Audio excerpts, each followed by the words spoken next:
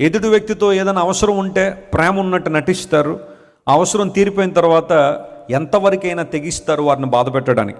స్వార్థము, సంకుచిత స్వభావం పెరిగిపోతున్న ప్రపంచంలో మనం ఉన్నాం.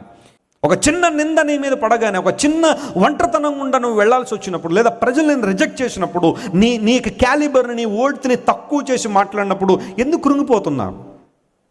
మనుషులు కాదు కదా నీకు విలువనిచ్చేది. ఈరోజు మనుషులు దండలేసి రేపొద్దు నిందలేస్తారు. అదేమన్నా ఆశ్చర్యపడే విషయమా? ఈరోజు నిన్ను బాగా పొగిడిన వాడే, ఏదో అవసరం ఉందని నిన్ను పొగిడిన వాడే రేపొద్దు నిన్ను నడి రోడ్డు మీద తీసుకొచ్చి అవమానించే పరిస్థితులు రావా? వస్తాయి. మనుషుల ఒపీనియన్స్ మీద, వాళ్ళ యొక్క వ్యాలిడేషన్స్ మీద ఎందుకు నీ జీవితాన్ని కట్టుకుంటున్నావు? Trust God. నీ మీద నిందలేసి, అవమానాలేసి, భయంకరంగా నీ గురించి మాట్లాడి, నిన్ను సమాజంలో చెడ్డ చేయాలని ప్రయత్నం చేసి ఎంతోమంది నిన్ను విడిచి వెళ్ళిపోయే పరిస్థితుల్లో మనుషులందరూ నిన్ను వదిలిపెట్టి వెళ్ళిపోవచ్చు. ఇన్ఫ్యాక్ట్ నువ్వు ఎవరినైతే ఎక్కువ ప్రేమిస్తావో, వారు లేకుండా ఉండలేనంటావో, వారు కూడా ఏదో ఒక రోజు నిన్ను విడిచిపెట్టి వెళ్ళిపోవచ్చు, నిన్ను అవమానించే. But God will never leave you. దేవుడు ఎప్పుడు నిన్ను వదిలిపెట్టాడు. ఆయన